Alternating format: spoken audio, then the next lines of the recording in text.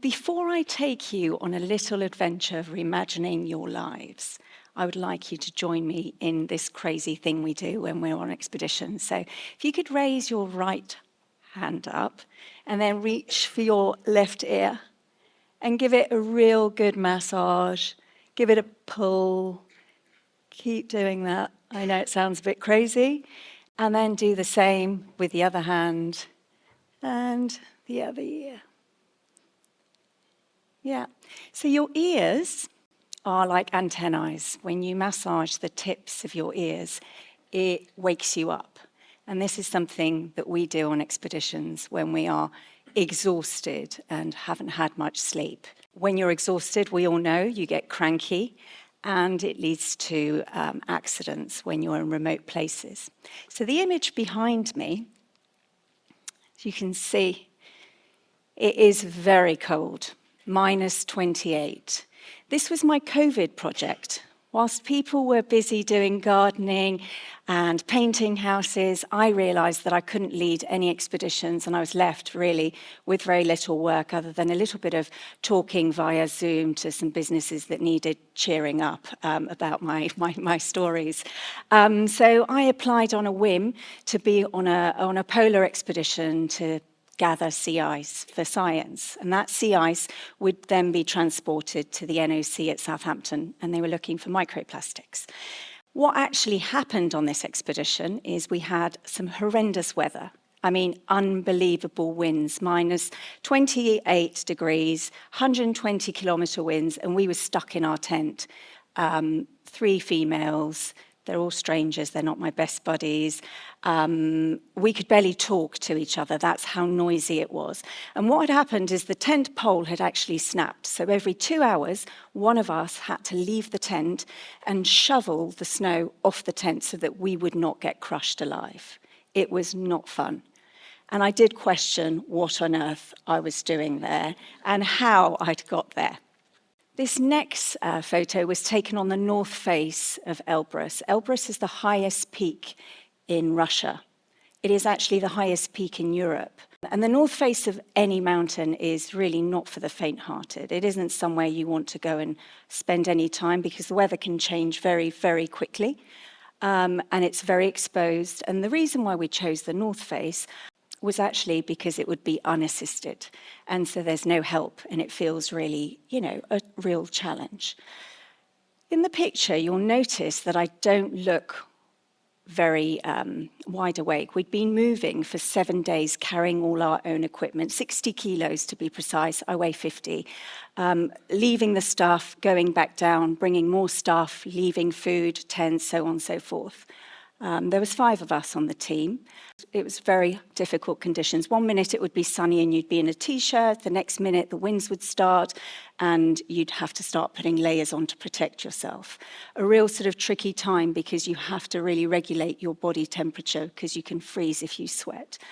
And what had happened, actually, in the night is we'd lost 2 team members. I don't mean to death, but we'd lost them because they were just so fatigued. We'd been moving for days and not slept. And so they decided, we cannot continue. We're going to put you at risk and you're never going to make the summit. So we made the sad decision of escorting them through what is a really heavy crevasse area in the night, off the face of the mountain. And at this point, the sun's rising. It looks like I might have been for a toilet stop. My harness is in my hand. We're coming to terms with what went on in the night.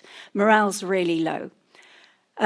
What then happened is suddenly this crazy wind out of nowhere, to the point that I could not see my teammate next to me. We couldn't talk. And we had to continue up this face of the mountain to get to safety. Then what happened is one of the guys on the team who is pretty strong, always does athletic things, is crying. He's right up here and he's crying, and I'm thinking, oh my dear God, what's up with him? Before I have a chance to ask him, what's wrong with you, I look at the snow and I can see all these little crocodiles. You know the Lacoste logo? Well, that was all over the snow and all over his trousers. And I knew I was dehydrated exhausted and pretty useless to anybody. So when he came and started crying in my face, and I was like, "What's wrong with you?" He put his lips to my ears and just shouted, "We are all going to die." So I have 2 young daughters at home. And at that moment, everybody always says, were you thinking the worst? No, I was too busy looking at the crocodiles all over the snow. And Arthur was looking for reassurance. So instead of giving him some, really good, wise words of positivity, I looked at him and I said, "Arthur, when did you change your trousers?" And then I think that's when everyone realized we were in serious trouble. So we continued up the face of the mountain, no water, everything's frozen. We took a bit of some shelter, and we had to make this really difficult decision.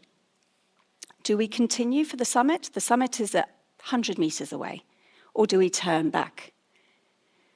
It was a tough decision because we were working for months on end for that summit, and we made the right decision and turned back and went down off the side of the mountain into this lovely warm hut where we warmed up, had something to eat, and I thought, great, I'm going to get some sleep and some rest. And then what happened is my other teammate decides to come and sit right close to me, and he says, "Shadi, are you ever coming back to Russia?" And I went, "Hell no, never am I coming here again." He said, "So what we could do is sleep for 2 hours and then try for the summit again." And I thought, is he absolutely out of his mind? We are exhausted, and now he wants us to attempt this again. Dare I say, we did. We conquered the summit, which is what we were there for, and it felt good to reach that peak and work as a team and make the right decisions at the right time despite all our fears. It's important to look back and see where my childhood, something obviously went on there. From a very early age, I wanted to be an astronaut. I wanted to be like Jacques Cousteau and discover reefs and see the world from every angle. My parents had other plans for me. They were like, "Astronaut, all this science stuff, no. You need to go down the conventional route and do a normal job." And that's what I did. I went down the conventional route, got a normal job, worked my way up, and with a lot of hard work, some sacrifices, and some major luck, I landed a really good job where I was earning more money than I would have ever dreamt of. Driving sports cars in my early 20s, wearing designer clothes, and the latest Swiss watch. The sad news is none of that made me particularly happy. The more I had, the more lost I felt. And so what happened is I made the very difficult decision to give it all up. You heard it. I gave it all up. So I had this very awkward conversation with my parents to say, look, all of this that society tells you that you need to work for and you're going to be really good and comfortable and happy doesn't work for me, so I'm going to give it up. And they were like, "Are you mad?" Yep. So I went to Africa. I spent some long time in Africa, and I fell in love with the place. The more time I spent there, the more I realized that actually the less people had, the happier they were.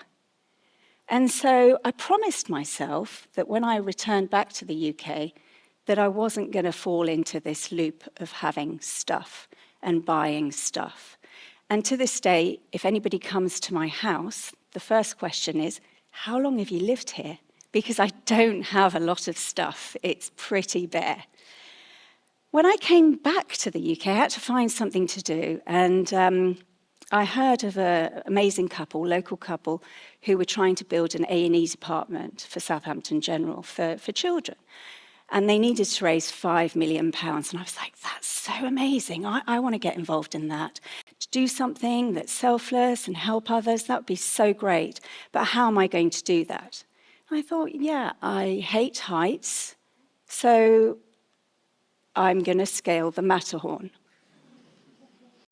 I know, everybody that I know had that same reaction, because genuinely I am scared of heights. It is ridiculous. Even climbing on a ladder in my kitchen is, a precarious thing for me to do. I still have a fear of heights, And going to the Matterhorn was a life-changing experience because I realized that actually all the narratives we tell ourselves, all the things that we say that we can't possibly do are just stories in our head. I scaled the Matterhorn, successfully reached the peak, having got lost along the way, and I mean seriously lost because it all looks the same. And then when I got back down and I was in this beautiful Swiss hut, which is around 3,000 meters, for any walkers here, if you fancy a lovely hike, it is beautiful up to the hut, and there's a really nice restaurant there, and you can see all the other, adventurers and explorers there. Great place to exchange ideas. I sat down to have something to eat, and I was really questioning my choices. I've just put myself at risk. Yes, I've raised lots of money, but why am I doing this? There was this guy there, and he was talking about a professor in Harvard who did a piece of research where he gathered thousands of people and asked them the question of, how happy are you from a scale of 1 to 10? And so 10 is the highest. And the people that he asked this question to ranged from your billionaires to your students. They all said the same thing. They all said, if I have more money, 2 to 3 times to be precise, I'd be happier. And I used that moment to realize that I was on the correct path because I'd been there. I'd chased the money, I'd chased all the objects, and none of that brought me happiness. So I knew that I was on the correct trajectory. The more I scaled, the more mountains I went on, the more people wanted to hear my stories. And believe it or not, public speaking is a huge fear of mine. And that's why I'm a TED, I suppose, the irony. And whilst I was telling my stories to people, people would say, can we come on an expedition with you? And before I knew it, I had a little advert placed looking for 5 women to join me to go to Kilimanjaro. Those 5 women turned into 10, 10 turned into 20. And before I knew it, I was like, seriously, 20 women is more than enough. I can't take any more. And the women really taught me a lot. They all say that the expedition taught them, but actually they taught me a lot. The thing that they all had in common is they said yes to the trip. Some of them didn't have the finances in place. Some of them didn't even own walking boots. 1 or 2 of them had never exercised ever. So the fact that they said yes and then navigated the how-to, I believe, is the secret of getting things done. Often we shy away from things because we get so fixated on the details of how that will happen. And so the reason why I'm here and what drives me is to inspire others to think differently. And if I had to say to you, reimagine your life. How could you change your life? You'd probably say to me, well, tell me how can I do it? In my opinion, you need to get down to basics. What are your values? Really, really, what are your values? And then dream up the craziest dream. I mean, crazy. The crazier, the better. And share it only with those who are worthy of you sharing it with them. Okay? I never tell my husband, we've been married for 20 years, I never tell him what I'm going to do because his natural DNA is strategic. So he's like, but what if this? I don't operate like that. I'm more of the mindset of say yes and work it out. So I never tell Tim, ever. I sort of tell him afterwards when it's done. I'm like, oh, by the way, I'm doing this in September. And he's like, great. And, just remember that actually the reality of anything you do is going to be bumpy, it's going to be painful. But you've got to get comfortable with being uncomfortable. So push yourself into that space of discomfort and see what happens. Thank you.